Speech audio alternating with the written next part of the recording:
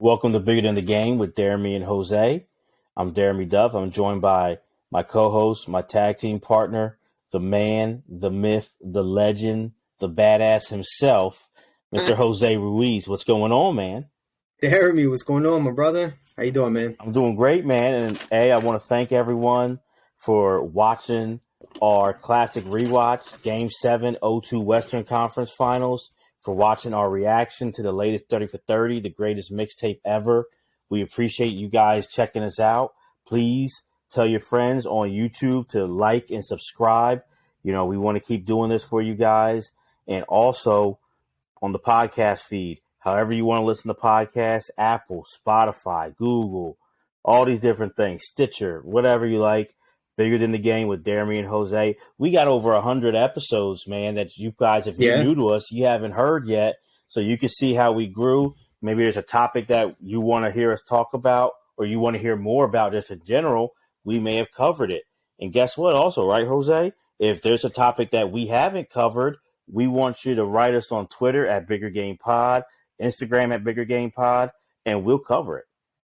Yeah, exactly. Or even on these episodes, you can leave a comment on here. We'll be more than happy to look at these comments, obviously, and have a conversation about if that show is something that we'll be able to do, which we, for the most part, will be able to do. Oh yeah. So again, yeah, like Jeremy mentioned, I just kind of want to echo that.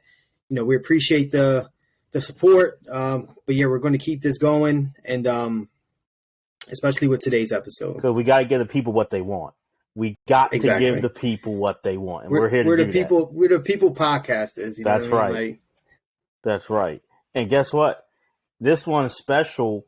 I mean, they're all special, but this one, because on Thursday, we got a pretty big anniversary. 35 years since Magic hit one of the most iconic plays in NBA history, but that baby hook against the Boston Celtics in the 87 NBA Finals, and that's what we're going to be rewatching, Jose.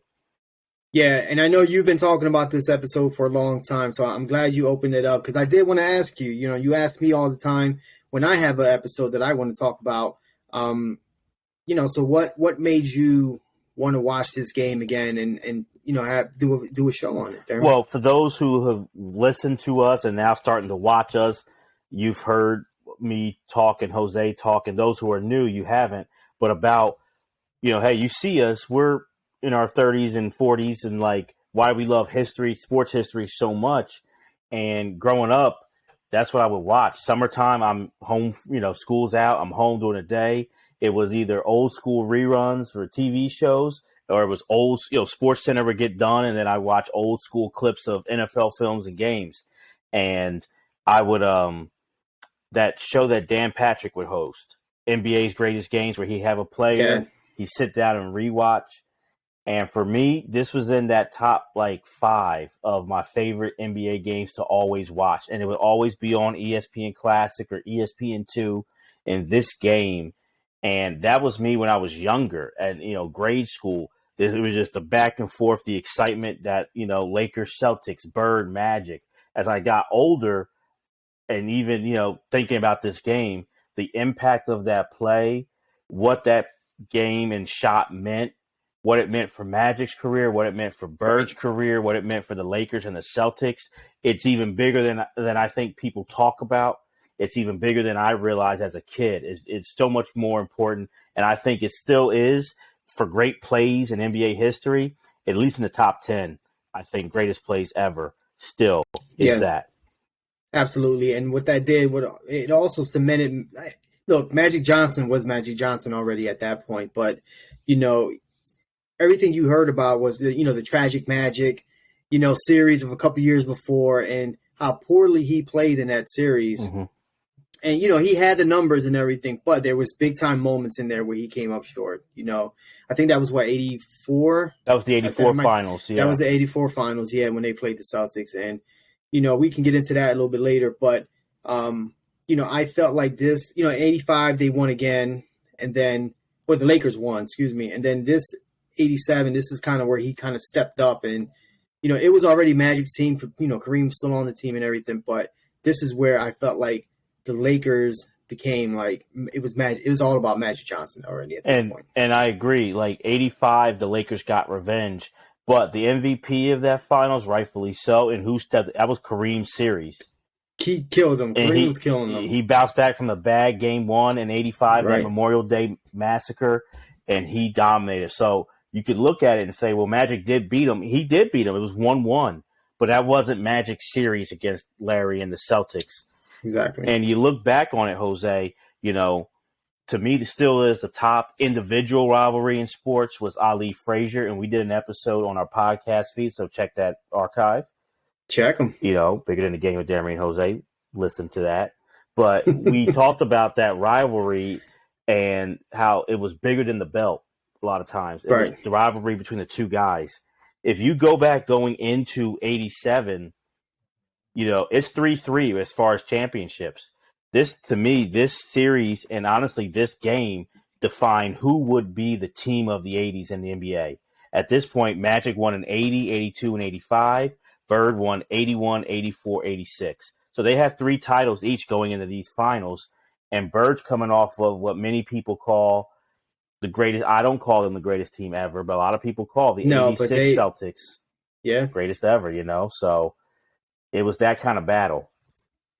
Right. And listen, there's a reason why we named this podcast Bigger Than the Game, right? Like, because, again, we understand. And if you're watching this episode, if you're listening to sports podcasts, especially like a sports history podcast like what we do, then you're also probably in the same mind frame. But it's more than that, just what goes on in the game. It's everything that happens that precedes it, everything that's after the game, all the mindset, the work you put in, the X's and O's, all of that stuff that's so important, more than just the actual game that's played. You know what I mean? And again, like everything Jeremy was just talking about, how big of a series this was in 87 for both the Lakers and the Celtics to kind of take that stranglehold on that team of the 80s, which they were going back and forth on. And I agree with Jeremy. I don't think that 86 Celtics team is the best team of all time. Not even close. I would pick one of these Lakers teams in the 80s over that team for sure. But you kept hearing about Larry Bird and Magic Johnson, but these were 2 all-time iconic teams, and they were, you know, trying to win that title for the team of the decade, which is a big deal in sports. Right. And we're getting ready to cue it up, but I also want people to know, and not to be all dreary, but the truth, you know, the year before, that summer, the 86 draft, the Celtics, Red Auerbach was hustling, number 2 pick. He's a hustler. I give him that. I'll give him that. He was a hustler, and he gets the number 2 pick. He gets Len Bias, one of the great phenoms, great players we've seen in college basketball history to this day. And after becoming the number 2 overall pick, tragically, 48 hours, he's dead. And that has an effect on this franchise this next season for sure. But honestly, we see for years to come, you can look and say what the Celtics' future would be, what these Bird, McHale, Parrish even, if Len Bias was alive. Right. I mean, because if you look at, and obviously we're talking mid to late 80s at this point, but both of these teams, their cores, like, are still pretty young. You know, like Bird is in his 7th year. You know, McHale's in his 6th year, I think in 87. Robert Parrish is in his 10th year, but Danny Ainge is in his 5th year. Like, that's still a pretty young nucleus. And if you look at the Lakers, same thing, Magic. You know, obviously Kareem was in the 17th season in 87, but AC Green's a rookie. You got Magic in his 7th season. Michael Thompson is his 7th season. Byron Scott's in his 3rd. James Worthy's in his 4th. Like, they're still pretty much a young team and in their prime. You know what I mean? Like, both of these teams. But if you look at that Celtics team more, like, some of those guys are really beat up. You know what I mean? Like, they're playing long into the summer. Both of these teams are. But you know, you talked about that 86 team. You had Bill Walton had a big role in that. We all know. And he was only in his, 10th season, and he looked like he's 70 years old. Yeah. You know what I mean? Like, and obviously, again, back then, it's not like today where these guys play 15 seasons, you know, and still, you know, are all-stars and all NBA type of players. Like, back then, 10th, 12th seasons, your body's really breaking down at that point. And, you know, just like you mentioned, the Len Bias thing, this it was a huge impact because that was like the second part of this dynasty, like that was going to come. It was like, you had Bird, you had McHale, now you add this young thoroughbred that was going to come in and help carry that, and those couple players can now take sort of like a back seat and let this young kid dominate and do what they have to do, and now they can just play off of him. That obviously did not happen. That forced Bird, that forced McHale, and all these guys to play a lot more minutes, and inevitably that it started to go downhill not too soon after this series. Just imagine the next year they draft RIP Reggie Lewis as well. So imagine exactly for all the great championships for the Celtics, they had a good run of bad luck. Two bright young stars gone too soon, and most importantly as people. Secondly, as basketball players. But just think about what that future is if you have Len Bias and Reggie Lewis relieving Bird, McHale, Parrish. Like, who knows? D Brown. Maybe there's maybe the Bulls have a little more competition taking that reign from the Pistons, the bad boy Pistons. If you have a young Bias and Reggie Lewis at the core. Not saying that Michael wouldn't have got his, but just who knows? It would have been a lot tougher for sure. You know what I mean? I had to go into the Garden and play those teams and get through the Pistons, get through those Cavs teams. Like it was people can sit here, and again, I'm not trying to take this that way, but when folks compare LeBron and Michael, and they go, who did the Bulls play? That East was tough to get through. You know what I mean? And people always say, well, it took Michael 6-7 years to get his team in the playoffs. But yeah, look who he was going up against. You look at those Cavs teams and who they were playing in the East. It is no comparison. You had 4 teams in the East, mid to early 90s. Mid 80s, early 90s, who were some powerhouse, all-time great teams. So again, not trying to get into that, but I just wanted to point that out. Absolutely. So Jose, you ready? Let's cue this thing up, man. Yeah, let's do this, man. I'm excited to watch this game. I'm pumped for these 80s graphics, the CBS, I'm pumped for all of it, man. I miss it. Yeah, hell yeah. I like to compare like what these guys are doing back then to what we're used to now. So look at that, Riles.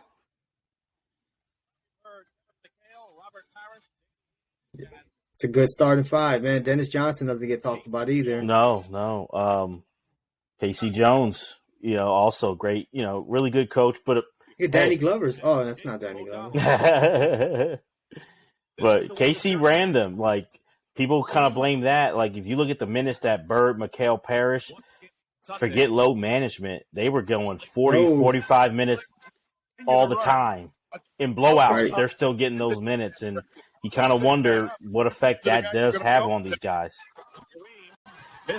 We also have arguably the greatest player of all time in this game in Kareem. Absolutely. Man, look at those shorts, man. So glad I didn't have to go through that. Yeah. That's one thing. Fab Five, you could say, is overrated in a lot of ways, and I kind of agree. I will always be thankful to Jalen Rose and C-Webb and Jimmy King and Juwan and Ray Jackson for bringing in the baggy shorts. Yeah, because those guys back then, that era was still they were some small tight ones out there. Thank God I didn't have to deal with that. Kareem struggled on the line. Now, the 87 playoffs big also because in the conference finals, what the Celtics had, play that I think is for sure top 5, probably top 3 play of all time, in my opinion. Yeah. Bird stealing the ball, giving it to DJ in the conference finals. 87 playoffs had some iconic moments here. Yeah, Pistons fans probably don't like that, but and Green the rebound. All right, there you go. Push it. Yeah, young AC Green. Bird intercepts the pass. Bad pass by Magic. It's a 3-on-2 for Boston. Bird wasn't a good on-ball defender. He could play the passing lanes, though. McHale again. Now, Kevin McHale. Still no score. One of the most underrated big men, I think, of all time. Yeah. That's one guy, when you talk about power forwards, people immediately go to Tim Duncan, which it should be. Right. You know what I mean? But, people go to like Karl Malone, Charles Barkley, KJ and all them guys. Nobody ever talks about Kevin McHale, except probably in Boston. Yanni, it's gone down. He used to be talked about more I mean, because this is the greatest front court ever in Boston. Like the Celtics, and I think it'll be tough to beat. Like, but this is the best front court of all time, and McHale's a big part of that. And McHale was selfless. I mean, all these guys were, but if McHale goes to a different team, his stats go even more through the roof. Exactly. And he can really help them on clean up rebounds. I mean, both teams are playing a little out of control right now, so this is kind of smart right here to kind of slow the game down. And I mean, you look at it like you know the Celtics are starting 4 Hall of Famers. Right. The Lakers have 3 starting, but Boston has 4. Guy right there, man. Big Game James. I love James Worthy. Yeah. Yeah. He talked a couple of times. Yeah, for sure. But not as quiet as we talk about connecting the past to the present. The difference here is if this Celtics team is here today, you can't keep those guys. You know, McHale's probably going in free agency. Right. Or, Parrish, are you keeping DJ? Like, Danny Ainge, he was a good player. A lot of people didn't like Ainge, but still, he was a good player. For Bird to make good decisions to get back quickly, those guys like that would be tough. Or even the Lakers, like can you keep Kareem and Magic and then James Worthy? You know what I mean? Like, it would have been tough. Michael Cooper, like all these guys, Byron Scott, like, these guys would have been getting paydays for sure. Right. So, like, it's like, definitely by the time you get to the 85 finals game, how are you going to keep it? Kareem they have to let Kareem go. But he just had that great finals appearance. So these are the things that's where it's different. Where it's harder in some ways now. Like, how do you keep a group together? You see what the Warriors are doing. It's pretty impressive to keep Steph, Clay, and Draymond all these years together. And they had to finagle a lot of things. So you didn't have that back in this time in the 80s. And every time Dennis Johnson, another, like you mentioned, very overrated player. Or underrated. Underrated player, As you can see there, he's a 3-time champion. Hit big shots for the Celtics team to win them a couple. So, and if you're looking at it here, Game 3 killed Byron Scott. In Game 3. One of the great defenders of this era, too, Dennis Johnson. They brought him in because earlier in the decade, the Sixers, Andrew Toney, Boston Strangler, always lighting him up. So then Red Auerbach said, he needs someone to guard Andrew Toney, and he brought in Dennis Johnson. Dennis Johnson, you got to give it to him, did a good job on Andrew Toney. Yeah, he did. Nearly 3 minutes gone by, and it's a 3-2 ball game. Yeah, both teams struggling right now. Yeah, it's a slow start. Is on Parrott. Chief, nice move. Robert Parrish, the Chief. Matchup, I think the Celtics are going to key on. Look at the Lakers, Take man, pushing. Nice move, Byron Scott. And now, Magic is the MVP this year. Bird had won 3 MVP league regular season MVPs. Magic gets his first MVP this year, and this is where it's huge. Look, Magic going in there for the steal. Real quick, Magic, neither one were good defenders. Magic and Bird on ball, but could get steals, could play, passing lane. That's where they were effective defensively. But I really do think it's huge to watch these games because you could maybe in today's game see Magic's stats and be like, "That's good. He got a lot of assists." But good pass. But like what I think analytics can maybe critique a lot of guys, but Magic included. Yeah, but if you watch, he averaged, the pacing. You watch the pacing, how he controls the game. It's awesome. Yeah. He averaged 24, 12, and 6 this season. Like that's pretty good, And again, like he's not the first option offensively on this team. This is another Skyhook. It's still average 24 points. It's pretty good. But it's kind of like the baseball thing where like we look at home runs, RBIs, average. That's gone. People now look at like what was his 3-point percentage, and and all these other things, and all these other statistics that are like, and I know what they are, but I'm kind of like that's not the greatness of what Magic Johnson was. Like that's not what you need to look at. Like the Celtics have hit only 2 of 9. Yeah, both teams came out struggling. They're 2 of 12.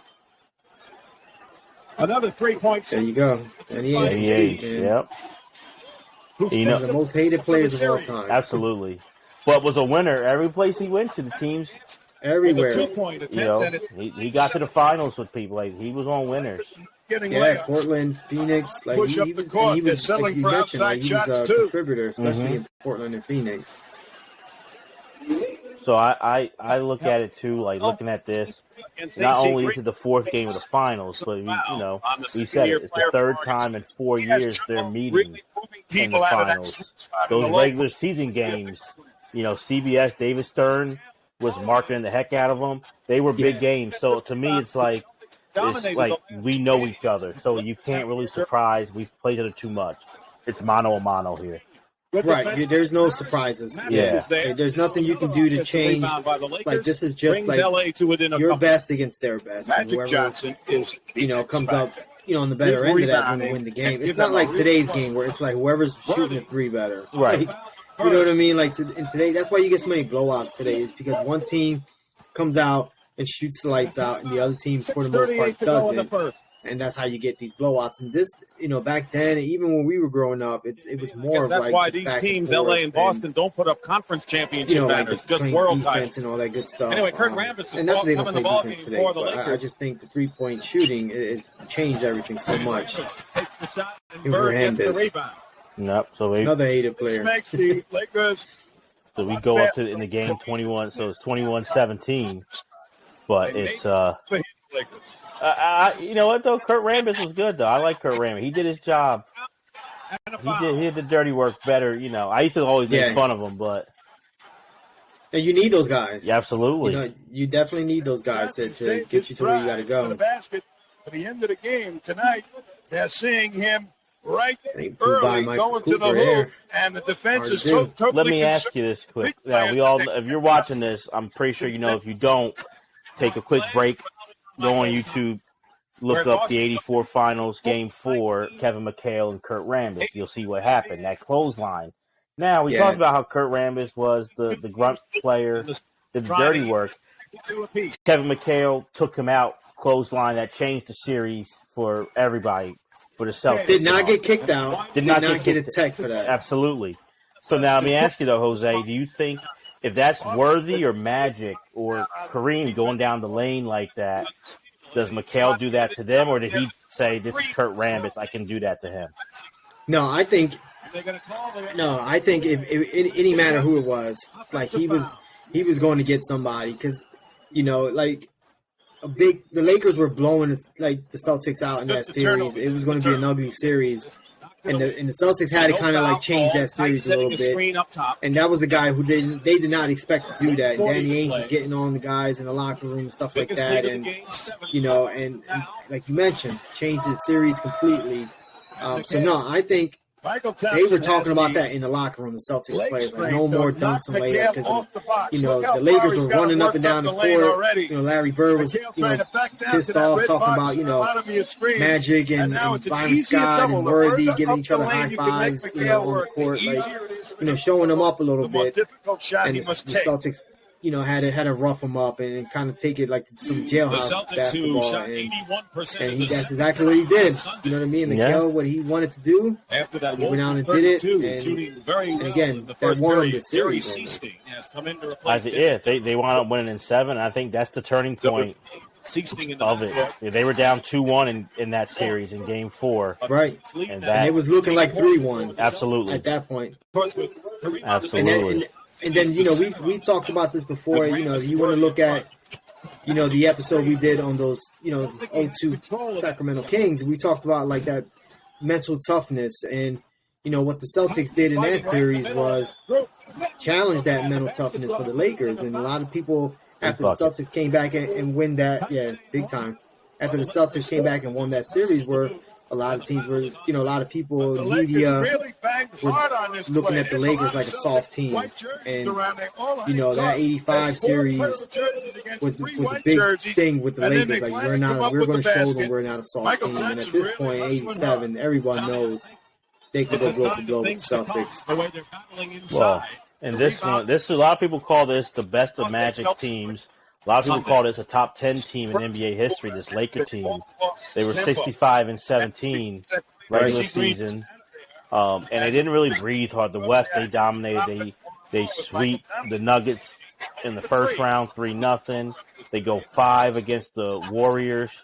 They sweep the Sonics in the conference finals. So they lost one game going into the finals, where the Celtics had 59 wins. They were banged up this year, and they're coming off of 2 back-to-back 7-game wars with Milwaukee and Detroit. So it's a different contrast here in how they got to the finals for these two teams in '87. Right. And that Detroit Pistons team, we all know what they became a couple years later, and how well they play defensively and how they can beat teams up, and they definitely did that to the Celtics and took them to the break for sure. The pause between the first and second as Darren Day comes in. So, I mean, the Celtics at this point could be running on fumes. They were. 7 quarters and then it's something to say, like, for these teams who are constantly in these finals and making deep playoff runs, like, that's a lot, man. Like, that's a lot of games. That's a lot of minutes you're playing year after year after year after year. You talked about it at the beginning of the show. Like, these, this is '87. Both of these teams won 6 championships at this point. You know what I mean? Like, that's a lot of minutes, for these guys. And I can understand why towards the end of the '80s they were breaking down quick. Yeah, you look at the Celtics. This is their 4th straight year at this point in the NBA Finals. 84, 85, 86, 87. The Lakers went 82, they won. 83, they went and lost. 84, they went and lost. 85, they go and win the finals. 86, they get to the conference finals and get shocked by the Rockets. The Rockets, Twin Towers. With Sampson and Elijah. And that's still a deep run, playing to the conference finals. You're still going deep. And now 87, boom, you're back in the finals. So it's just incredible. And you hear teams talk about it. Steve Kerr has said it, and he knows from playing and coaching the mental wear and tear it takes playing every year deep into June. It gets to you. The Celtics starting backcourt has 18. Yeah, and that's in all sports. Yeah. Ooh. Magic. That was nasty. That's why he's the MVP that year. The final seconds of the period. He put that shaking on him. He almost dropped him there. Man. Celtics 29, Lakers 22. Just 6'9" and doing that. It still looks incredible to this day, man. 22 here is the other way around as we start the second. Dennis Johnson with. And again, this is game, all important. Game 4. You know what I mean? Like, Lakers up 2-1. Celtics, no, if they go down 3-1, it's pretty much impossible to come back in the series. Yeah, look at Kareem, man. And Kareem was starting this period. Misses. Good D. But if you win this game, series is tied. Brand new series. To win this thing. He ended up as a wing. I'm looking at what's something that you said earlier, Jose. That a lot of time, Kareem, arguably the greatest player ever, was on this team. So a lot of times, as great as Magic was early and middle of his career, he deferred out of respect. Pat Riley also did that too for Kareem, and I totally understand it. But I look at that, and you look at the rivalry of Bird and Magic, and a lot of times people say early to mid, they think Bird was better. Now, a lot of times from here on, they think Magic got it. And I think Magic, if I had to rank it, I put Magic higher on my list than a Bird. It's close, but I put Magic. But I'm kind of wondering, do you think if Magic didn't have to defer to Kareem, would people give a different argument? Would people say that in the early to mid 80s, Magic was ahead of Larry? I mean, Larry won 3 MVPs in a row, but Larry was the guy. Yeah. And that was understood from day one, where Magic had Kareem there. Right. And even, you can sit there and say, well, Larry Bird had McHale, Parrish, but still, like, McHale wasn't starting for them right away. It was, he was coming off the bench at first, and then Robert Parrish is a good player, but that ball is going to Larry Bird. You know what I mean? Like, and I agree with that, because again, the more opportunities you have, the better numbers you're going to have. You know what I mean? Like, you're putting Larry Bird in position to take game-winning shots. Like, you see all those highlights. You're not putting Magic in that position. Like, not that Magic doesn't do it, but, you're looking at more Kareem trying to do that and working through Kareem. And, so, no, I agree with that. I agree 100% with that. I never looked at Larry Bird as being, like, superior to Magic Johnson. Like you said, it's close for me as well. I take Magic any day. over Larry Bird. Larry Bird still doesn't. That's even again like with him not being the guy. You know? And if he was like I'm not saying he's scoring 30 points. But what you looked at in '87, I think could have been something that was like almost period. They're over. You know, 24, 10, 11, 12 assists.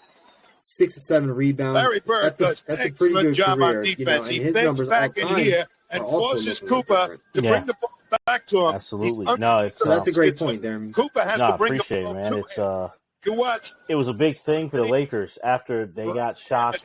Sampson hits that shot. Holds on to it.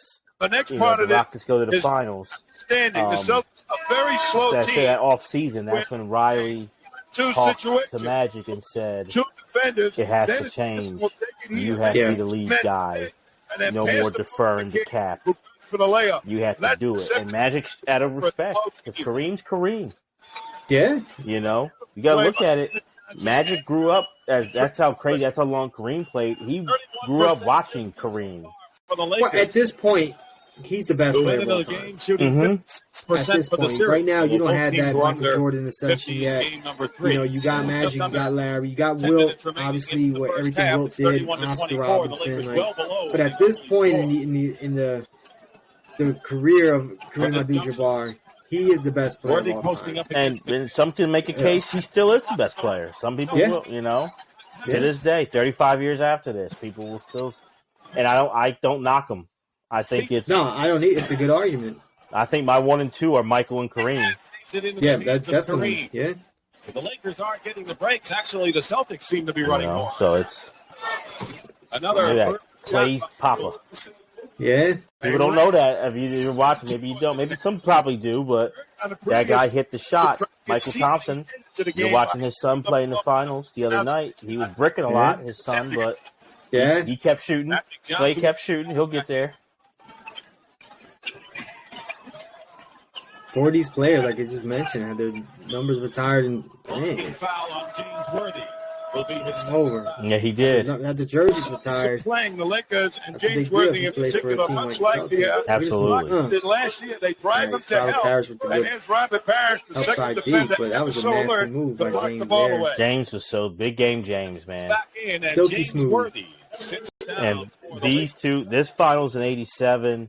And the Lakers, when they go back-to-back in the next year, when he's finals MVP, really helped James establish he's an elite guy and to kind of crush that whole choker mentality image that he had before. I think psychologically, if he doesn't get a few fast break buckets, it disturbs his which was, got that due to playing the Celtics in the finals, man. Yeah. And Cedric Maxwell and what's the other guy with the towel? ML Carr. ML Carr. Like, those dudes are really giving it to him. Yeah, well, hey, if Worthy doesn't turn it over, I can't, Larry Bird should give so much props and give a part of his paycheck to Gerald Henderson, who played for the Sixers later on. Because without Gerald Henderson, you can make the case Larry Bird never beats Magic Johnson. And think about that. You know what I mean? Like, think about if that's the case, and that that argument that Magic has over Bird. Like, and at that point, then their careers are not even close. Sadly, it's the truth, though. Yeah, you're right. And he can do that to you too. Magic with a skyhook from where Kareem normally tries it, and it's a 3-point affair. That's beautiful. This guy is just something special, man. Diversify the low post attack with Kareem. That really puts a challenge to the this Celtics. Here, I always can go. Wish I can go back. Green's going to come in, and if he can hold his own, if I could be a little older, I would love to have experience like a rivalry like this. You know what I mean? Like, we got some really good ones in our. In our era, but there's nothing like this. Nothing better than this. It's one of those things. I think we've asked it to each other, or you've probably asked me on the podcast, where I could go back in time to a sporting event and be there. I'm going to say, obviously, for me, number one, I'm going to give Ali Frazier 1 at the Garden. Yeah, in Sunday's game, but he came back. You gotta be there. And scored 30. Number 2, it has to be at the ball, like a game, a Lakers Celtic Bird Magic at the Forum. I would definitely go there, but it's not as high as. Nah, it's gotta be on the Parquet. That's right.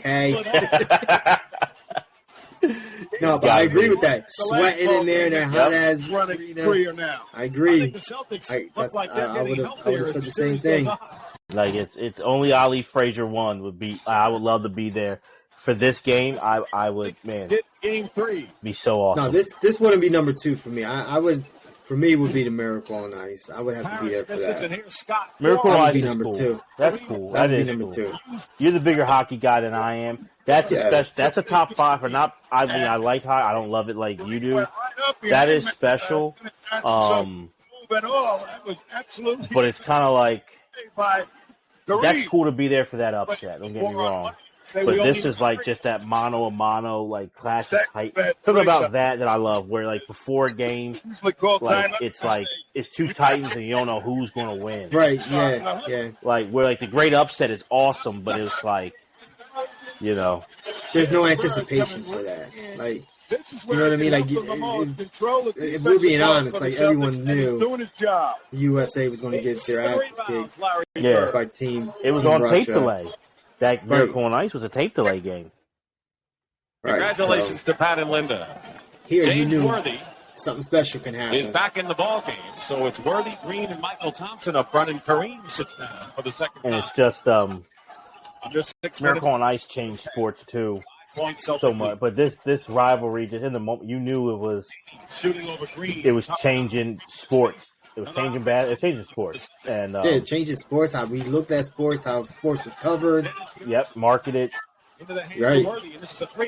And the effects. I mean, people get annoyed, and rightfully so, with the effects that a lot of younger people act like the league started with Magic and Bird. Obviously, that's false. So much great history 100% before false. that, but the league that we see today, you can really look at this era, and that's what we get as far as like brand, popularity, marketing, stardom. Like it's totally different. That's Right, why TV coverage. so You know what I mean? Like all of that, man. These 2 teams playing in the finals so often. Got 9 pounds of air pressure in it. It's definitely a huge part of that. And then also, like, you know, what gets talked about when you think about these 2 teams, you think about great players, you think about championships. You gotta also add like a racial component to this thing as well. Sure. And like you know, as we've all heard it. I know you heard it there. I mean, I've obviously heard it. And if you're watching this, you probably heard it too. How, you know, you look at the Celtics and you go, man, like it's America's team, right? And you look at the Lakers and It's they're white like America's Showtime, team. Right. And you look at Lakers, Showtime, Showboating, and you know. That was a big deal that was a huge deal with this rivalry as well. So, you know, that added to everything that we were just talking about. You're right. David Stern and the CBS, the networks knew they had gold. When you have, from looking at the 79 national title game, you know, Michigan State with Magic, Indiana State with Bird, and the ratings that game got, and they knew that they had gold, and they knew, hey, to market it black, white, number 1. Number 2, the contrast in the cities, big markets, but that Boston, the quote-unquote white collar, you know, hard-working, you know, a lot of like middle-class, lower middle-class white males, L.A., Hollywood, flashy, Showtime, celebrity stardom. They marketed the players, the racial component, and the cities, and took it to the bank. And David Stern let this be the blueprint for the rest of his time as commissioner. From 5 to 9. Yeah, I mean, The Lakers got it definitely. down to 3 a couple of times. And the fans eat that up. You know what I mean? And again, like, as we've noticed, you know, like, with everything going on the past couple of years, like, Robert Parrish, and you want to divide some folks, use that card. You know? It's the ultimate thing it's happened in this country's history. And why we like to do this show is because a lot of times people make the false statement that in sports it's pure every which way. Just pure like democracy and pure like it doesn't matter. No politics. And that's false. That's always been false. There is politics. There is a social aspect to sports, and it's not here to like. It's here to point that out and say like this has always been happening, and what are you going to do about that? How and us included? How do we cover it? How do we look at it? Because to your point, all those myths, So 19. well, those things are false. We still have. There was a black population there in Boston, and felt like they weren't kind of hurt, or felt like they were mistreated. You look at it with Dennis Johnson and Parrish and ML Carr and Cedric Maxwell. There was black players on Boston. There's white dudes on LA. Bird had flash in his game. Bird had behind the back passes. And Magic had a lot of hard working and substance to him. But everything that I'm saying was always flipped the other way. Bird's a hard working. He works hard. Magic's just flash. The Lakers are just a flash team. They're not a hard working, tough team. The Celtics grind it out. All those things were missed when you really watch these players and watch these teams. Yeah, and you even look at not only the players and coaches. Everybody looks at Pat Riley and they see the super fancy suits and the slick back hair. And this was one of the most hardworking, toughest coaches in league history. And we all saw what happened later on in New York and in Miami, and what's still happening in Miami. He coached great. That's Pat Riley. Right on. That really is. Thanks, JB. Brett Kite is in so again, there's just front, ways in media to play things to sell tickets and things like that. But man, that can be further from the truth when it comes to this Lakers team. And you made a great point because you look at it, all those myths. The Lakers are the black team; they have a white head coach. Celtics are a white team; they got a black head coach. Right. It's just funny. You see all those things. Right, and I even saw Cedric Maxwell in an interview one time, and he was saying those. You were mentioning those black players on the Celtics team. They felt like they were being called Uncle Toms and stuff like that for playing for the Celtics. That had to be rough. Offensively, you're right. They do other things, though. And we've got that goes back to and people don't like to hear it. And it's not. I don't like to just point to one fan base because being that we're Philly guys, we get pointed to a lot. And don't get me wrong, there's plenty of things, rightfully so, but there's also a lot of other cities. Their history's just as bad. Boston being one of them, and Boston has a great history with racism, but with sports figures. On the board, it's a chance for 11 titles in 13 years for Bill Russell. We can get to what they defecated and wrecked his house. A little bit further. We can get to all the names they called him, but let's be real. They wanted to give Cousy credit for the dynasty, and the Celtics winning all those championships. They were behind the Red Sox and the Bruins. They couldn't sell out the Garden a lot of times. When you have the greatest winner leading the greatest dynasty in North American team sports history, that stained them. That lasted into this time. Lakers leading in the series 2-1. And that's something that Bill Russell still talks about. You know what I mean? That's how much of an impact they had. You were right. Those Bruin teams, and rightfully so, they were really, really good teams. You know what I mean? You got Bobby Orr, you got all those great players, Esposito. But still, you're talking about Bill Russell, man. That's that's a different level of greatness. The feel. That time was a little bit further out. There's no way that the Celtics at that time, that was now, that they're not the top draw in Boston. Under a minute now. Right. Like you saw what the Patriots were nothing for so many years in Boston sport. They were last. When Tom Brady and Belichick get together, what is the top thing? The Red Sox got overthrew, which I never thought that would happen in my lifetime. Yeah. But it's a Patriot city now because of that great dynasty. That should have happened decades earlier with Russell and these Celtics. Right. Kareem pushing. So awkward, but he's trying. Yeah. For the Celtics, Celtics are playing really good defense here. Oof. Couple bad shots by Ainge. Couple bad misses. For the Lakers. Nice pass. There you go. There you go. There you go. He came up swinging. Let's get old great Kite. And he's swinging too. I'll give him that. This is it, man. You gotta love it. James got up pissed, and again, they play him physical. And we were talking about it earlier with that mental toughness. He was their number one target. I believe James Worthy, and if they can rattle James Worthy, which they did years prior, they had a lot of success. But James at this point was tired of taking their shit. Like James was mad. Kurt Rambis, he still had feelings from '84. You know that probably. So he was ready to go after him. Great Kite, that's what he was known for. He was a rough up guy, a goon. Let's call it what it is. And Kite comes back at him. What's going to happen now is Danny Ainge trying to get him thrown out. Worthy and that's classic Danny Ainge. You know, he would be pointing, trying to talk his stuff, and then when the fighting happens, each play is different. He's cowering. Now, do they throw anybody? Is that red on the floor? It looked just like him. He had a walkie-talkie. Oh, okay, never mind. That's security. Yeah, it looked just right? like him. I'm like, I know because Red has done that before. Yeah.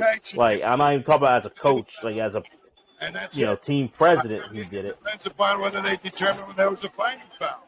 Both players. Look at that crowd on top of them. Oh man, gotta love it, man. But you know what I liked? I mean, I know we know why you can't come off the bench. The Lakers they were ready to go though. They came off ready to help their boy. Like, yeah. And that galvanizes a team. When we watched The Last Dance, and there's a couple things from there. You heard what Michael said about Scotty? He wants to know that you're fighting. He wants someone's fighting with him. Right. And that matters in this kind of game, in basketball, football, whatever.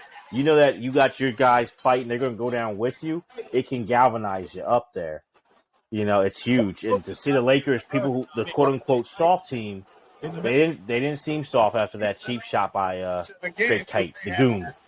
The goon. A history of going at each other in the series, and there's a lot of there's Red. Yeah, Jerry West and Red sitting together. People's memories when the emotions start to boil. That had to be a fun conversation to listen to. The 2 free throws on the foul on the play. But the Celtics are up like 10 at this point. The teams talk about and like you mentioned, like it will galvanize the team, man. Like so now the Lakers are playing with a little more of an attitude. Let's see if that changes anything with this game. NBA put in a rule they trying to eliminate score change, yeah. So 6-point lead, 53. 6-point lead. Going into the half. And they can play out the first half. We got fireworks in this one. Oof. Nice shot. Kevin, the torture chamber. And that one was right on target and bounced out. That's a great fadeaway shot, man. Imagine 6'10", 6'11", man, with that touch. One of the best low post players ever. Oh, yeah. Look at that. 8-point lead going into the half, though. Both teams not playing well. Patience on the offensive end, better shot selection. Missing a lot of and of shots. Course, right. I don't know if it's good defense or they're playing a little out of control. That the Laker coaching staff saw was that Larry Bird was 0 for 3 and only 2 points. And they're still down by 8. I think it's a mix. I think it's good defense, but I also think there's sometimes, like I said, when you know each other well and there's that rivalry, sometimes technique can kind of go out the window more because it's just a brawl. It brings that emotion out of you. I'm sure if the Lakers are in here and they're playing against, if it's the Bucks got to the finals, you're not seeing that, or vice versa. If Seattle would have beaten the Lakers and it's a Boston Celtics Supersonic final, I don't know if we're seeing this kind of sloppiness, but when it's like your rival, you're trying to beat the best of them, it's almost just as important as the ring itself being like, we beat these guys. You lose that technique. You lose those things that got you there sometimes. Like you said, a lot of sloppy play. Points just before halftime, and Scott missing outside. Kareem to Scott, and Scott hits. Byron Scott. Scott, only his second basket of the ball game, and he is under 40% in games here at Boston Garden. Yeah, Larry Bird, quiet half. Magic had 19. Shooting rhythm. Kevin McHale was at 17, leading the scoring. That's not staying. It's not going to stay like that with Larry Bird. Which is interesting because on this team for the Lakers, 87, Magic's MVP, but they had the Defensive Player of the Year, Michael Cooper, who usually was the Bird defender. Bird's called Michael Cooper the toughest defender he faced. But a lot of time in this game, we're seeing Worthy scoring they had in the first guarding Larry. So far in this ball game. But you see here, like the Celtics, Magic Johnson, 19 points, 1 assist. And that's definitely a big issue for the Lakers. Won't be there. If you're the Celtics, you want Magic Johnson to lead them in scoring and not create for other players. Right. Kind of like what the guy to compare is always, people say it, Magic and LeBron. Right. And that was the thing with LeBron a lot of times for a good part of early to middle of his career. If LeBron's scoring, you like that. When he's out distributing, getting everybody involved is when you're like more worried. Magic had that same thing, before. Good speed. But you've got to be alert. You can see Bird's trying to get more involved now. Way in the paint, and Kareem is forced to take a fall away. McHale right over the top of Green. Yeah, AC Green's a good rebounder. McHale's got head up, size looking on for him. the outlet. With the sprained foot, McHale's hobbling at this point. He's playing on guts right now. Like he really should not be playing. He should not be playing. Yep, you're exactly right. What was it, a Liz Frank? Did he have a Liz Frank injury? Mm-hmm. Yeah. And the Celtics raised And he suffered that earlier in the season. What's going on in this game was one And of the kept playing on it, and kept Riley playing a on couple it. years And ago the went guys to in the Mitch locker room Kupchak knew and he was Maurice supposed to have Lucas surgery against and some did it. bodies to battle the Celtics. Like, how can you not play hard with that dude? Yeah. He said, I think, on NBA Open Court that did affect the rest of his career, playing on it so much. He could barely walk on it now. Yeah. But the LA He fast walks with a break limp disappeared. because of that. Getting good ways now, too. That was an exceptional basketball. So that's the pride. That's the thing. I'm not saying after Right. it's totally gone, but it is different. He came off of a great historic season, and he wanted to defend it. He wanted to say they can go back to back, and then Not missed. these guys knew whether they didn't know what the outcome totally would be, but they knew they're battling for immortality. They're battling to be bragging rights between each other, and that's why to me this is the game that defines who is the team of the '80s. It's the finals, Right. but this game right here doesn't. They get the rebound in a Yep. 3-on-2 break. Danny LA, Ainge, man, missed Scott. another easy shot. Byron Scott, man. So Super quick. athletic at this point That's in what his the Lakers career. have to do to get back in it. Jump out of the Keep building, and putting you the look at you physical got pressure on. Magic These pushing players the that ball, played and a you lot got of James on some one 20 side, Byron minutes in that Scott first on half. the other side. Both teams under 50%. That's a shooting nasty for the fast half. break, Boston man. at 49. Honestly, yeah, like when you Nice pass. look Ooh, at yeah, it, elbow. Bird has his shot stuffed by Worthy. and Physicality. against Kevin McHale. And for McHale, that will be his third. Ooh, that's a big foul. 3 on. Kevin's frustrated on that. To go. That was a stupid foul, The too. Celtics Yeah. by 10. Celtics All up 10, five still Celtics holding them starters on. are in double figures, and all of their points have come. Quiet. Yeah, we in were their just talking starting about that. five. You know, it's coming to life now. So only 11 points at this, For the Lakers, Right. Michael Cooper and Michael Thompson. So honestly, if you're a Laker fan at this point, Along you got to say to yourself, you got Bird in the third at 11 points. He had 2 points in the first half, and you're down. You're a little upset 10, about that. yeah. You're Yeah. upset about that. To go to. Bird is not a good low post defender. If he's going to guard Michael Thompson, Defender. they can get some good points there. Late great Tommy the Heinsohn. fast break Yeah. production dwindling from the first two. Now, they said CBS had a lot of issues 7 minutes to go in the because, as third. people may not know, but I think you do. Tommy Heinsohn, Kareem. longtime great player for the Celtics back in the 50s and 60s, coached them to 2 titles in the 70s with those teams. So he definitely he had a bit of a A homer. little bit of a homer. And so a lot of times, A little bit. this is this is the final. So CBS, to the and middle. he's the lead analyst, and a lot of times CBS get a lot of calls about Just about Tommy being just a little bit of a homer. Celtics have really made that inside game pay against the Lakers in the tempo. You know what's Hey, crazy? Robert, man, it's a jab step. You know what's a crazy thing here, Jose? What's that? If the Celtics win the 2022 finals, foul. Called against oh T. Michael Coop. Uh-oh, who's Mike caught Coop. with Kevin McHale. I There you see go. that. There you go, Coop. But the Celtics in 2022, they're going for banner number 18, right? 18, yeah. If they do win this title, this will be the first title that Tommy Heinsohn is not associated with. He's associated with all of the other 17. That's a good one there. In some Good little nugget capacity. there. So He's cool. this will be the first one, which is He's a Wow. great sad but crazy too. Like, you know, greatness this season. He's seen a lot. You know what I mean? Like, he's seen a lot of Could've greatness lost for his sure. job. he came in with Russell. Him and Russell were rookies together. And they double teaming Magic. Illegal defense Illegal called defense, yeah. against the Celtics. That was an First obvious of one. the game. Yeah. At the end of the basket There you is go, right Michael here. Cooper, and he just pops you McHale go. underneath. I like that. And Coop was like, McHale I'm a done. little I'm bit sick of this. upset, And Earl Stroud. Because, you know, it was like they looked at Coop and thought he's real skinny. We could push him around. That were called against the Lakers in Game 3. Yeah, you fouled him. Chance for a 3. You fouled him, Chief. He was pushed and gonna put the Larry Bird Robert Parrish picked his third personal foul. Larry's like that wasn't a foul. Yeah, it was. The ball game tied with McHale with 21. Yeah, but think about, man, like these two guys, like, you know, they're first playing in '79, like you mentioned earlier, in the NCAA championship. This is 1987. Great success all season. Man, these guys still playing against each other at a high level for another championship. Man. Like that's some amazing stuff. And the Celtics can't seem to miss from the field. Boston up 14 now. 14 trying to pull away. Lead Celtics. Missed just one shot this period. Bird. Look at Bird. Somebody thinks he walked. Mm-hmm. Ooh, it's goaltending again.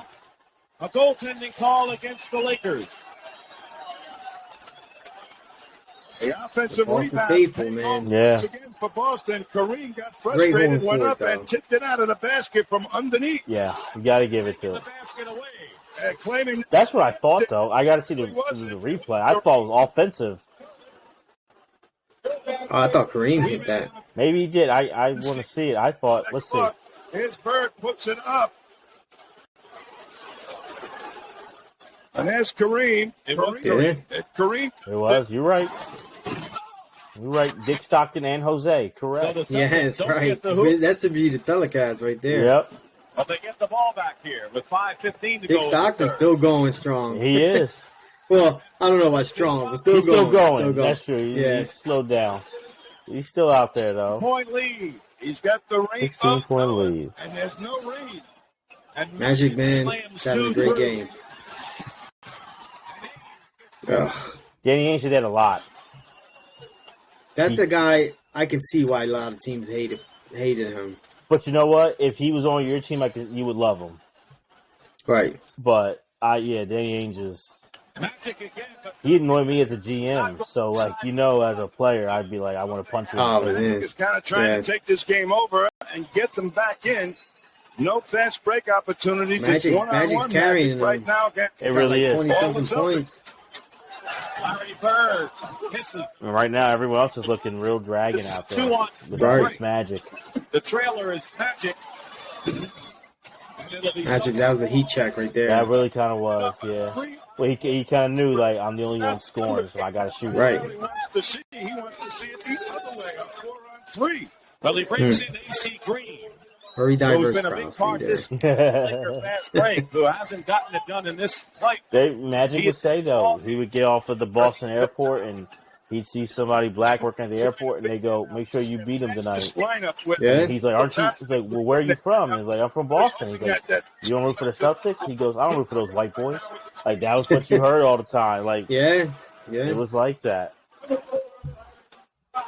And Scott replaces Magic. So people remember that, Yeah, 100%. Now we got the Lakers without Magic out here. So you got to go to Worthy now. Which is this right here is a mismatch because McHale, like we mentioned earlier, is hobbling. He should not be able to stay with. That's a nice move, man. Great move. Worthy had unbelievable speed. Celtics that time. It's that quickness. And McHale was a really good defender. Right. But he's banged up. I mean, healthy, he can't keep up with Worthy, but he's long. But hobble like that, yeah, you got to attack him. Himself for quick baskets. The lead is 12. No comfort zone yet for the Celtics. Listen. Good D by Michael Thompson. Yeah. Who was a big part of this, this great team. And they bringing him in, come off the bench to relieve Kareem. Bird. Beautiful shot, man. Right off the screen. And Cooper turns it over. Yeah, he should not be pushing that ball up. Larry Bird said he wanted to hear more from the crowd in this game.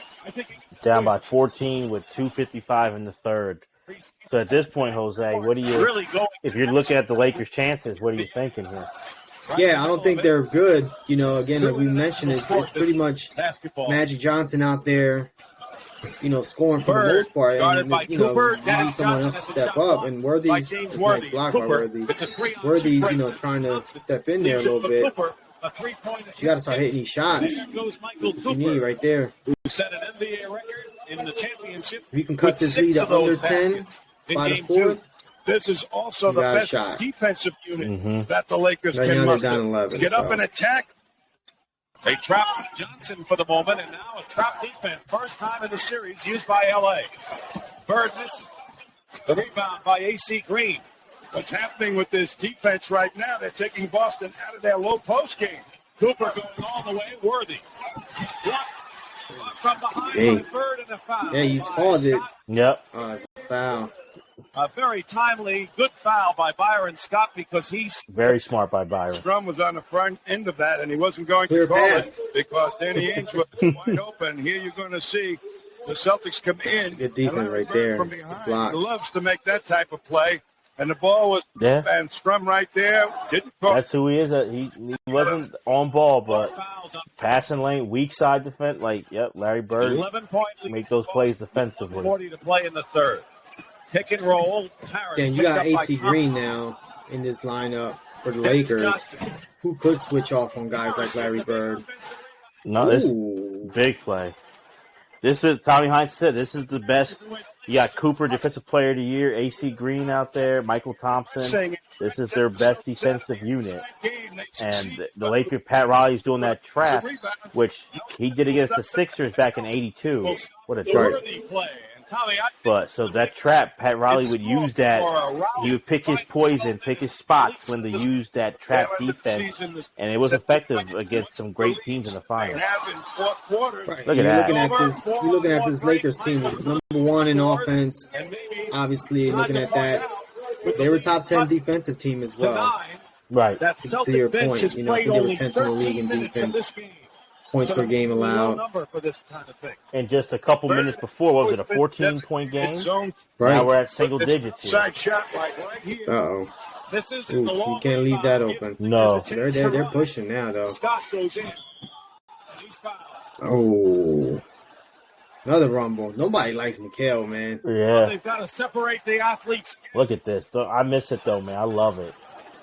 Tommy, you get the feeling we're well into this championship. AC Green. AC Green. Dude, you're a virgin. get on my face. Which is nothing wrong with that. But nothing wrong, but their minds and emotions are at full steam. On court, they were probably killing them for that stuff. I bet you they were for a long time. They're going to see the Celtics now come in and attack Byron Scott, and Bird just takes it again from behind.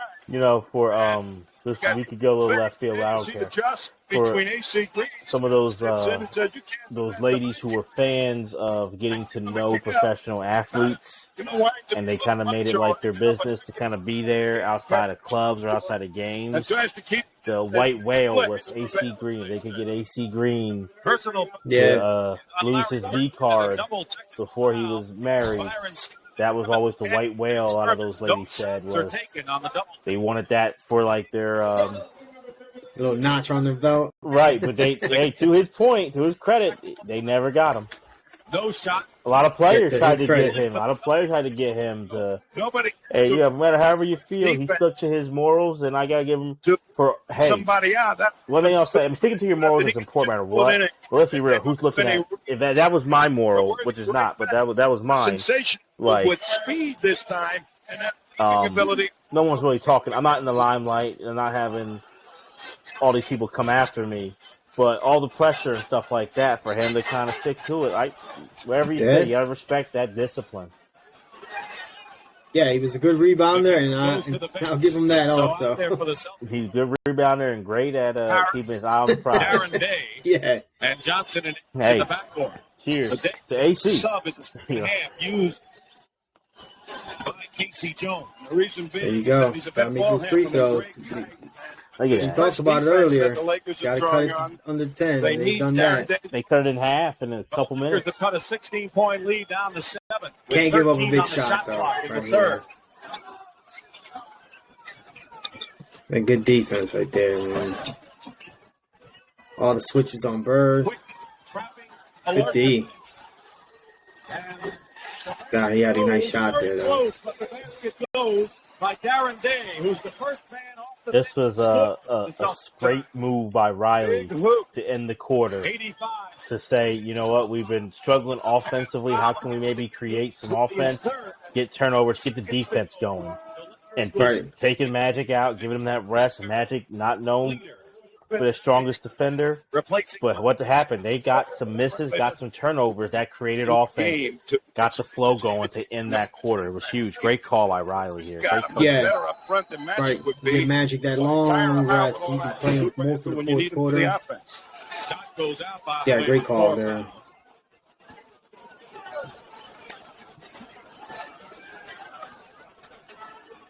Cool. 5 seconds remaining in the third period. And a wild one it's been. Bird looking for help. Yeah, I wouldn't call it a wild one, but nice pass. Johnson. That was a nice pass. And that is the end. All right, here we go. Here we go, the fourth, man. Fourth quarter, baby. Fourth quarter. Let's go. Have the edge on the important offensive so they jumped up a little bit, so the Lakers are down 5. Scored 12 points like and 8:49 to go. You know this is going to be a great fourth quarter. Bird in the low post against the smaller Michael Cooper. That's about the only. Yeah, but I'll take that matchup too. Oh yeah, this is where the Lakers were huge with the talent and athleticism, and like you had mentioned earlier, Jose, Bird loose inside. that improved mental toughness. So knowing, hey, we cut it down a little bit. We stand their wave of their dirty play. They're trying to intimidate. We'll be okay. And this is something that, I mean, 35 years later, it makes me hold my breath. So I can't imagine back in '87 seeing that. Look at Gary Vitti out there. Young Gary. He had hair. Is in pain right now. He's had chronic knee problems. And you can see those Converse, too, Magic had on there. For this year's MVP. For this year's MVP. All right, Magic, tell me what you got. Knee against knee. Yeah. And Magic has had lots of problems with those knees with the very same type of injury or happenstance, accidental bumping. Yeah, but you're cheering for him to get up. You know what I mean? Like that. You got to respect that. Which is cool. I never would have thought that. I don't remember that, honestly. I watched the game a bunch, but that great observation because and all of that. It wouldn't have surprised me. They were hope cheering when he was hurt. Danley and the Pistons lose Danley in the fourth quarter of the seventh game. To hate a player so all much the problems and to hate a continue team with the Celtics, how they're playing with all their their big player guys. gets banged Magic up. Johnson has you're cheering when he gets up. That's kudos to those Celtics fans. I wonder even at this point. I mean, they're still like it's the biggest rivalry in the NBA. You know, with the teams, biggest rivalry with the players. But even at this point, if those two franchises and their fan bases, like, you know what, I'll quote Bill Parcells: "They hate you so much, they actually love you." You gotta respect it, though. Yeah. You know, like you've seen all the greatness firsthand. You know, and honestly, you've seen like the maturation of this team. Like you've seen Magic grow, Worthy, Byron Scott. Nice rebound and one.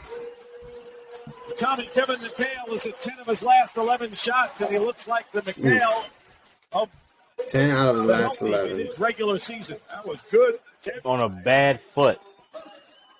Parrish and here's McHale working against Magic. And Liz Frank injuries, like Magic's back, and you'll be out for a year. You know what I mean? Like with an injury like that, that's a scary injury, especially for a big man in basketball. I mean, we look at another player that's sitting on the bench, you know, and Bill Walton. You know, so many great big men, you know, have suffered this injury and, you know, can never rebound from that. Celtics had a 16-point lead in the third period. Here we go. Oof. Got him. 2-on-1 break. Good old Jerry sister. 2-on-1 advantage. And Riley is not a happy head coach. I would have shot that if I was him. You don't get that many opportunities. They bring a lot of history and knowledge of how to play playoff games and handle the pressure. Parrish and Kareem battling down low. Nice yeah. You know what? For obviously, if you look at it all-time ranking, and Kareem's still great but older here. You look at it like Parrish is in the Hall of Fame, but he's a lot lower than Kareem. But And now, obviously, this is 10 years earlier. I think Kareem dogs Parrish. Oh, yeah. But for this time, I mean, Parrish, this was a good matchup, Parrish and Kareem in these finals. That one was on Bird. That's 2. Yeah, Parrish is playing well in this game. He might have more points than Kareem. Might. And it wasn't a walk in the park for Kareem. Like, he had the battle in these 3 NBA finals against Robert Parrish.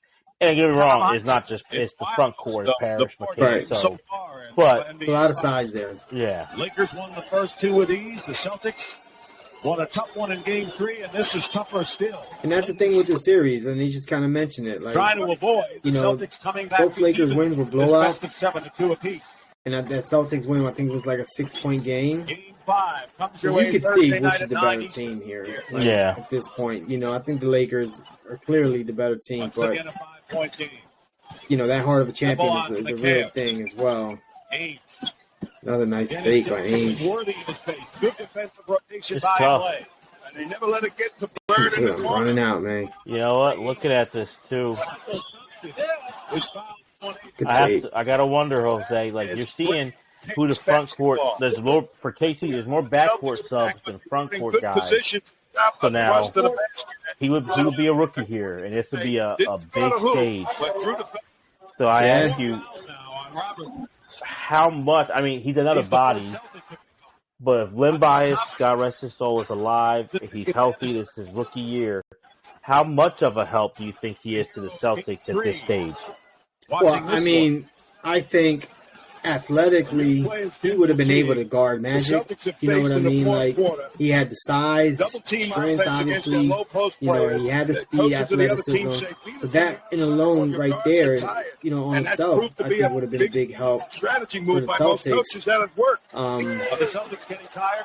But who are you taking out? You know what I mean? Like, he's playing small forward position. You're not taking Bird out. Dennis Johnson has done a lot for you throughout these years. I don't know if you're taking Dennis Johnson. I'm taking Dennis Johnson out for Len Bias, but that's probably it. I'm looking at McHale, and I think not that McHale's hot, but just to save him, give him more energy, and who knows, then he could be even more effective in limited time. Give him that rest on that foot. Like, that's what I look at. Or then if you want to take Chief out, make Len be the 4, and then McHale gets some time at the 5. I don't know, right. But like, I'm thinking to give. And McHale's on. We heard it. 10 out of the last 11 shots, but just to take some pressure, because you look at it, you're seeing like great kite, and it's not a lot of front court. It's not there. It's not much there. Yeah. A tough shot. But I'm seeing Jerry Seasting, and I'm seeing guys come in the backcourt a little bit more, but the front court, it's the big 3, and he's riding with that. And there you go, the goon. Yeah, I think Parrish just fouled out. The Lakers handle the physical kite here, which is a big deal. It's not as important to this ball club right now in the fourth quarter as he would have been in the first quarter. And I think the Lakers can take advantage of him and gamble. Down 2, 6:44 to go. And Kite is not an Lakers cut this lead all the way down. Lakers have scored 5 in a row. Nice Bird move, Larry. knocked away by Cooper, and the Celtics have. Part of me is looking at it, though, too. The Lakers made the changes, and they applied it. I'm looking at a team that looks like they are just running on fumes here in Boston. Right, yeah. Boston, not as deep as previous seasons. The Lakers can throw a lot of guys at you still at this point. And, they're missing a lot of front-end shots. Missing a lot of, wide-open shots. And the Lakers are running them out of the court. What a pass, man. Think about that classic quote. And I know I've heard Jimmy, and he wasn't the first people. I think maybe Lombardi. I don't know. But fatigue makes coward of us all.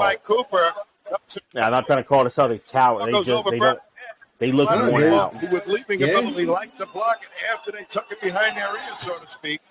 The foul was on McHale. His you mentioned earlier, Casey Jones. 14 points. He's running these guys, man, playing a lot of minutes. The Lakers and Worthy is that's running up and down the court defensively against this Lakers team is going to take the most out of everyone. So that's tied. Yeah, tie up 6 minutes, man. 93 all. Here we go. Crowd trying to get him up a little bit. By LA. It's time for Larry Bird to come and get this ball. Larry Legend. This is what he knows, Kite man. sets a pick for 8. So you put Kareem now on Kite. Give him a little rest because you don't got to worry about him too much. The Goon ain't doing nothing, yep. Not offensively. He's got to watch out for them cheap shots by the Goon. That's almost a Laker kind of game right now. This is a half-court game against half-court game without Boston having. This is much easier matchup for Kareem at this point. Look at that. The most deadliest weapon in NBA history. That was good defense. He would shoot that thing from so many spots, man. Unbelievable. So Parrish didn't foul out. That was his 5th foul. Yeah. That's good. That's money. A 2-point shot by Bird. So imagine, a player like Larry Bird playing in an era where he's got the green light on how many threes he wants to shoot. Shooting 13 to 14 threes a game. Like, imagine those numbers. Unbelievable. Nice pass. Unbelievable. Oh, good D, and that's where some people try to argue that. I mean, I'll give Steph Curry, I'll call him the greatest shooter we've seen. Some will make that argument that if Larry had that green light, or if a Reggie Miller had that kind of the game was different, they'd be it. I don't think it's a bad argument to make. I think just from what we see and how he changed it, I'm going to give that to Steph and where he's shooting from. I don't know if them guys would pop it off like Steph would either. Yeah. Like the range is something, but people make that. I've heard people I respect say, "What? Larry Bird, greatest shooter ever." And he's still high on that list. Don't get me wrong. I'm not like, yeah. Like he's like 18th or something. Like he's still on my list. He's still real high, but I don't know if I put him with Steph. Just Steph jacks him up. I'm just like, what do you do? Yes. Yeah. Okay. And the Lakers came back to tie with the score. Yeah, he's got a quick release. Yeah. It's different. All over the place. Short. The mismatch. Winding down to 4 minutes. But Celtics making a run here. Got it up to 6. The Celtics have scored 6 straight points. Celtics have to get a basket here, really, to calm the Lakers down. Yeah, that was a good timeout by Riley. Mm-hmm. But they've got to get a good shot. 4 on the shot clock, and Ainge with a Ooh, 3-point. Ainge is hot. Battles for the loose That was a good shot, though. Foul against LA. Oof, it's a tough one. Look at him. Got up on his. I don't know how he's doing it. Yeah, that's a devastating injury. And he's playing. Look at that, man. And he's going for. I mean, like, Call for the foul. that was his board. LA 2. Right. And we got 3.5 minutes left, and he's doing that. What a shot by Larry. Boston got it back up to 8. Yeah. They made a good push here. And Kareem is fouled. Yeah, he can't stay with him. I tell you what, man, it's just and this isn't the most physical of games between these two teams, or the most physical game of the era. We talk about the bad boy Pistons around this time, but honestly, just how much more physical. Just watching this game compared to last night's finals game, the physicality, like that foul on Kareem, it's just a foul, but he got hit. Greg Kite hit him. Right. You felt it. Like it's just you're not seeing fouls like that, like nowhere near as frequent. And you can say good in it, you can say bad, you can hear both sides, but it's a different game. Right, and a lot, today they're living on the 3-point line. Most players are. Kareem one-on-one. He Parrish outplaying Kareem a little bit. He's got the size to maybe bother Kareem. Yeah, like you don't really have only 2 baskets since the first that physicality anymore. There's not too many guys taking it to the basket like these guys are. Pressing them full court almost. 2 games apiece. And it's last touched by Bird.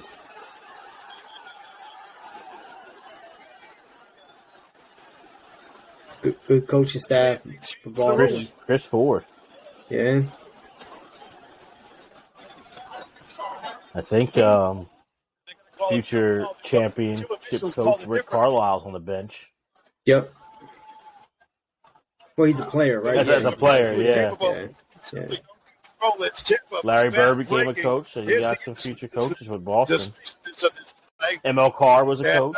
Not a good one. Yeah, but a coach. Not a good one. Yeah. Bad president, too, of the Celtics. So, Well, but he still didn't see counts. it, Even no though one he's saw. terrible, he counts. That's a play. Yeah, Michael Cooper's a coach, WNBA. Yeah, Kevin McHale coached the Rockets. And Magic. Yeah. Guess what? We're gonna James jump. Harden don't like him anymore, but McHale told the truth about James Harden. He was right, but Yep. James don't want to hear that truth. Controlled by nobody. Nope. Danny A lot of future coaches, though. Nobody had a hand on it, and maybe Dennis Johnson was an assistant coach. The Celtics came Yep. up with it, but it'll. Danny Ainge. Byron Scott. Another Byron coach. Scott was a coach. Ainge coached, and then definitely GM. Fleeced the Sixers out of Two of the Jason next 3 Tatum. games on their home court in the fourth. Yeah, that was bad. Made a good deal with his buddy Kevin McHale to bring in Kevin Garnett. I wonder if McHale got a ring for that 08 championship team. Who knows? Probably secretly there's one for him too. But Kick it back out. There you go.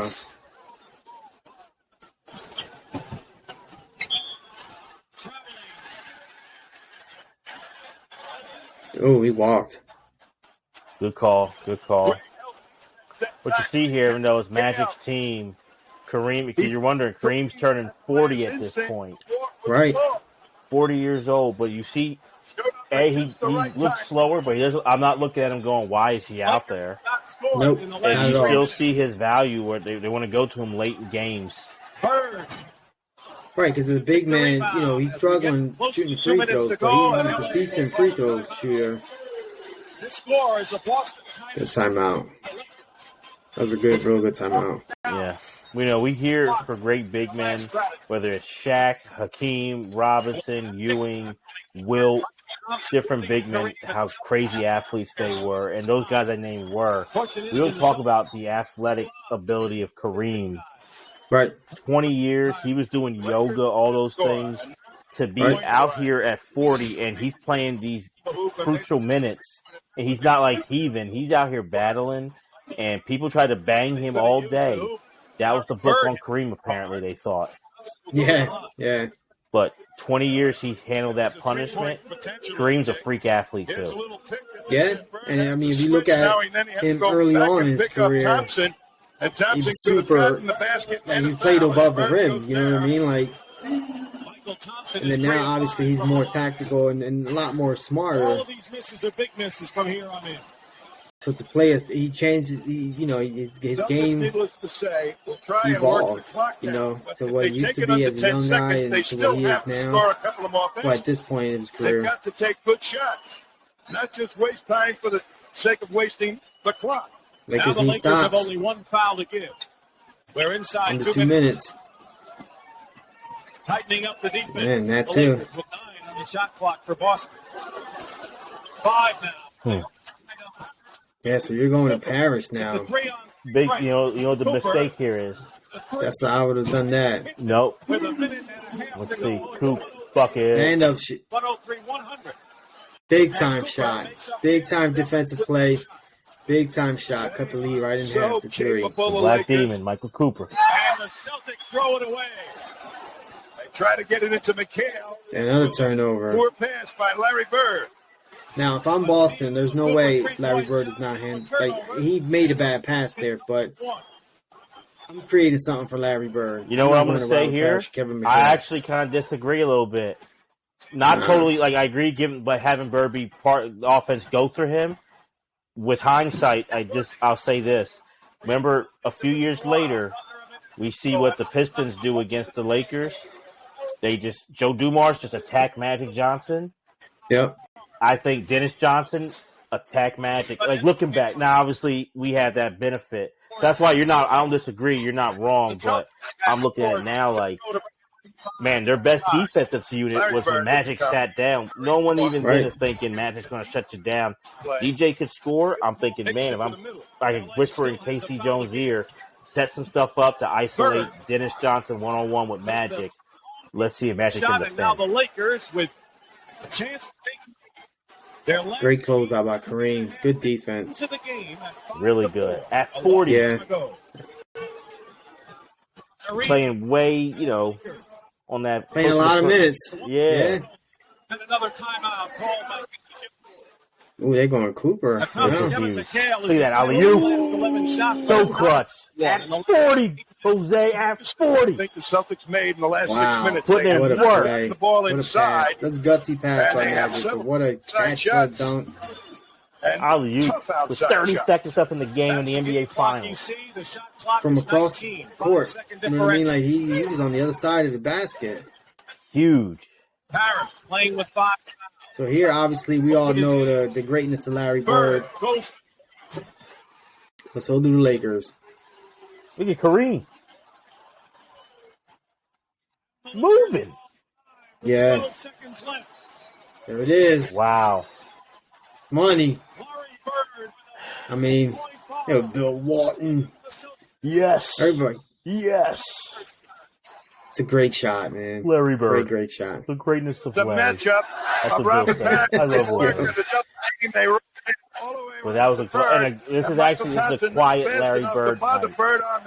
You know, McHale really is carrying the Celtics. You watch James Worthy but holding great Larry ones Bird's find jersey. a way. You're not getting away from me.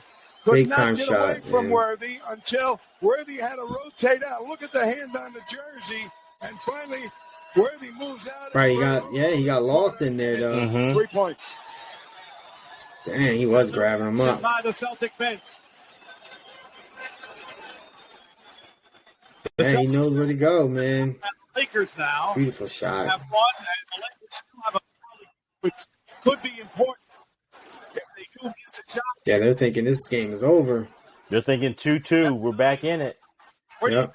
We're thinking, we got game 5 back at the Garden. 2-2. Even upstairs. That's what they're thinking. I can't blame them. Yeah. Larry's done it so many times. So many times. Larry legend. So we got a timeout apiece. Lakers got a foul to give. Of course, Let's see where the Lakers go here. Boom, back to the captain. Yeah. It's a tough call there, man. He was out of control. Tough call. Kareem will Double take that. teamed. He'll take that hook from anywhere. Yeah. He'll let it fly. Kareem Ray let that hook. Let it go. He's been there before. Has he ever? Straight from the line. Big time free throws right here, man. Let's look at that. Look at that. Money. That's the biggest drop of heart rate right here. Mm-hmm. Studies show a player dropping his heart rate at the free throw line. Wow. Missing it, though. I missed it, but wow. All that time. I love Pat Riley has won 2 titles at this point, but you see Laker Riley is not as confident as Knicks Riley or Miami Heat Riley. You see, he had to double check if he had a timeout right, there. exactly. You don't really see that when you Pat later on in his career. A lot more confidence on the sideline, but So let's set this up real quick, there. I mean, obviously, we've seen they, for the most part, going to Kareem down low. With 2 seconds to go. That's why this play so big. McHale has a bad foot. That hook. This is where the Lakers classic right there. With 2 seconds to go. So for context, man, we mentioned it earlier. In the previous finals, we mentioned it. Kareem being the MVP. In '84, Magic having a terrible finals. That shot had to feel amazing for Magic. To do it against his rival, to do it against the rival team, and to do it on the haunted, the hallowed Boston guarded, like you said, the parquet floor. And you look at that, who does he do it against? There's all 3 members of the greatest front court in NBA history right there. McHale's on him. Go ahead, Jose. No, I was just going to say, and you mentioned it, having McHale on him, and he knew that McHale, there's no chance McHale could Pat Riley has done an absolutely fantastic job. Kevin McHale on open court talked about this was the play that haunted him. And he said that bad foot, if he was healthier, he could have maybe forced him to go left into some help. But he was hobbled, so he couldn't force it. Magic went down right, middle of the lane. Strong hand. Does one of the great plays in NBA history right there. 2 seconds left still. You still got Larry Bird. Beautiful play right there. Got a wide open shot. Michael Cooper talking shit. And Larry Bird told Pat Riley, "You're lucky, like you idiot." Of course, you know, like, you get down because, they're up 15, like you but said, you know who's going team to. All season. We've been the play was drawn up. We didn't get down on ourselves. We just had to get tougher on defense, and then we started finally hitting shots on offense. I think it was a conscious decision on their part to get more physical with you guys. Mm-hmm. Well, you know, it was a conscious effort on our part too. I thought that we came out maybe over aggressive. We were missing easy layups, easy shots because we were so up.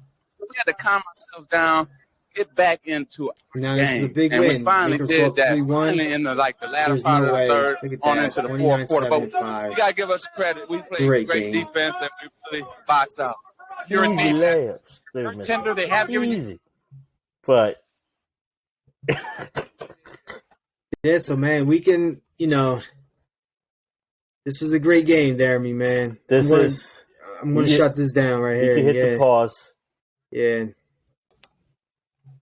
You can hit the pause. It's a legacy defining game, a legacy defining shot, a decade defining game, and decade defining shot. Right. The Lakers go on to win this, get their fourth, then they go back to back, get their fifth of the decade, and the Lakers are the team of the decade of the '80s. And who knows if Magic misses, if Bird hits that shot and it's 2-2. Where that series goes, and then are we still saying the Lakers are the team of the decade if the Celtics can get a fourth ring? Right. And then with Bird hitting that shot to put them up, hitting that three to put them up 2, and the Lakers come and they don't score, that's like giving that elevation again to Larry Bird. But now Magic came back this time and hit a big-time shot for himself as well. And this is, you know, there's a couple press conferences, you know, in '80s, the year before, what Larry said about Michael, about he's, you know, that was God disguised as Michael Jordan. People quote that to this day. But I still remember after this game when Larry's at the press conference and he's just stunned and shocked and he goes, Magic, he's the best I've ever seen. He's like, I don't know what else to say. And that's what that play, and don't get me wrong, it's an all-time. I still think for a while it was top 5. And for my personal list, it's a top 5 play of all time in NBA history. No, it's up there. But I don't think you can not have it in your top 10 at least. But it's not just that play. You said it all game. Magic carried them throughout really the first half and then majority of the third quarter. That was Magic keeping them in it. So Bird's commenting on just what Magic did that whole game. Right, and there was nothing they can do to stop him. He was hitting jumpers. He was taking them down low, pushing the ball up and down the court. It was just his greatness. Kept them in the game, kept them within like, you know, just a run away, you know, and then when he went on that crazy run when he was on the bench and he comes in and puts it over the top. So great performance by Magic Johnson, great performance by Kevin McHale. It was just a really fun game to watch. And again, just to see like a big time epic moment for one of the best players, a top 5 player of all time in Magic Johnson. It was just really good to see. And for me, and I'm glad you said it because, I think Magic's still top 5 player of all time. And a lot of people will go to what he did as a rookie in 1980, that Game 6, you know, and that's a great performance. And maybe as a performance, for one game, that's the game. But for the first thing I think about for Magic Johnson, it's this play. That's number one in his highlight reel, is that play. Yeah, and that's the play I think that put him at a point in the league where he was the best player in the game. You know, he won the MVP this season, and I just felt like that shot at the end of that season in the finals just kind of solidified, like, okay, like, this is Magic's league right now for a couple more years, and then this guy in Chicago is going to take it over. But at this point, Magic's the best player in the game right now. I think so. I'm glad you brought him up because, you know, you could say, look at what Michael did the next year. He won his first MVP. And he's Defensive Player of the Year. Michael probably, in '87, the most talented player in the game. Right. But not the best. Not yet. He gets there. No. But it's Magic's league. I agree with that. And he holds that reign This year, he holds it in 88. You could say kind of going into 89. The Heat Magic holds that title. Even right, the most complete player for sure. And he wins. This is the first he wins the MVP in 89, wins it again in 90. So he holds it for a few more years, and then you're right. That 23 in red comes for it and doesn't give it up for a while. Yeah, for a while. Yeah, but no, this was a great game again, just showcasing two great teams. And like we mentioned earlier, the name of the show is bigger than the game because again, like this was a great game, but it was bigger than this game. It was. We're looking at legacies, something we do a lot on this episode on this show. You know, we're looking at individuals' performances and what it means for their own legacies. You know, like so much change just based off of this game and that shot. Again, we talked about for the whole decade, looking at the Lakers, Celtics, who were the better teams. But that performance by Magic Johnson, that shot by Magic Johnson, gets forgotten about a whole lot. You know what I mean? And when it comes to big time, you know, NBA playoff shots or even, you know, NBA finals. So this was a good one there. I mean, I'm glad you wanted to do this. We have some more great stuff coming. Yeah, you know, for sure. So and I just wanted to say this. What I love about a great rivalry in any sport is, to me, when it hits that ultimate is when you can feel it in the moment, but then you look back on it where that championship is almost an aftermath. Right. To me, it could be, when I watch these two teams play at this point, it could be a game with no audience, no cameras, and they're playing this hard because that's where the rivalry is. And you look at a Magic and a Bird, an individual rivalry, I think the same thing. The TV cameras, the endorsements, the lights, the trophy, that's aftermath. No one could be there, and you get the same heart, the same effort, the same effect because you're playing for that championship between each other. That's what it is. Yep. Who can say forever, I was better than you, I got you? And like that's when a rivalry is great. That's when Ali Frazier or Chris Everett and Navratilova, all those rivalries, we can go on and on. That Duke Carolina, with the Brady Manning, it was we're best in each other. Right. And that's what this showed right here. That's what made it big for Magic and the Lakers. We wanted to overcome and say, hey, for right now in this rivalry's history, we are better than the Boston Celtics. Well said, man. Like I don't know what else to add to that, but again, like those two teams needed each other to see how great they were going to be, and every year they pushed each other. This series was nothing different. But again, I just felt like, and I mean, obviously we all felt like that. Like this was now a point where the Lakers were a better team than the Celtics. The Lakers had the better player between the two teams.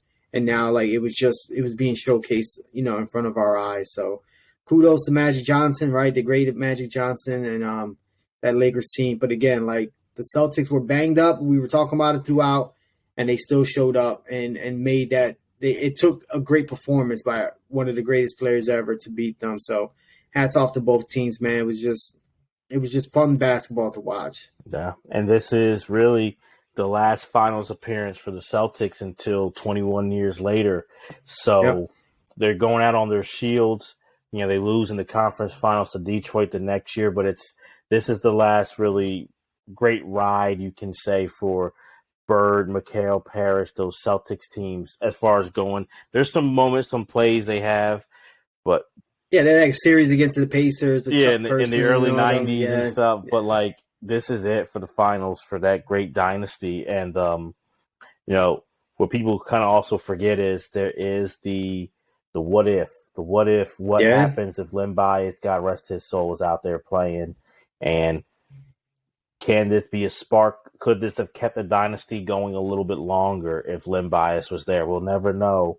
But remember, the Celtics, not only physically the what they went through that year, but that death rang throughout that organization for years. So they're playing heavy hearts to overcome that and fight and get back to the finals. So we praise the Lakers for what they did, but you got to give credit to the Celtics because that should have showed a lot of toughness, a lot of heart to overcome that adversity physically, mentally emotionally as well. Yeah, and it would have been a big difference in this series if Len Bias was playing for sure, and in that season and seasons moving forward, because he was going to be a great player. You can just see it. Like, you can just see it in certain individuals, and even guys like Jordan would say, like, Len Bias was the best player in college. Like, I don't know if Jordan would actually say it, but there was a lot of debate on who was the best college player at that time, and a lot of it was going to Len Bias. You know what I mean? So, with another what if that that doesn't get talked about enough. I mean, it got talked about back then, but now it's like kind of forgotten about. But again, that's what we do at Bigger Than the Game podcast. We talk about all this stuff. We bring up, we try to connect the past to the present. We got the Celtics playing in the finals in 2022. Again, the anniversary is Thursday for this game, and we wanted to bring this game back up, have another conversation, do another watch along with all of you, which we love doing. And I hope we're hoping you loved it too. So please like, subscribe, tell us what you think. All those things on our YouTube channel, Bigger Than the Game with Jeremy and Jose. Tell your friends, tell everybody. We're just getting rolling as far as YouTube. We got so many ideas, so many fun things we're going to do. We can't wait to show you. And also, if you want to hear our past episodes, we got so many out there on the podcast too. Bigger Than the Game with Jeremy and Jose. Like, subscribe, take a listen, share with your friends. Whatever the case may be. Follow us on Twitter, Instagram at Bigger Game Pod. Please help us spread the word, because we love doing this. We want to keep doing this for you guys, and we want to get that community going. We're the people. This is what we do. We love talking. Right. Hey, how would Steph and Clay and the Warriors do against these Lakers or Celtics? Vice versa. All these conversations, we connect and bring the past to the present. That's what we do at Bigger Than the Game with Jeremy and Jose. So let's get that conversation going more and more. We'd love to have it with you. So for the man, the myth, the legend, Mr. Jose Ruiz, I'm Jeremy Dove. Thanks for checking out Bigger Than the Game with Jeremy and Jose. Peace.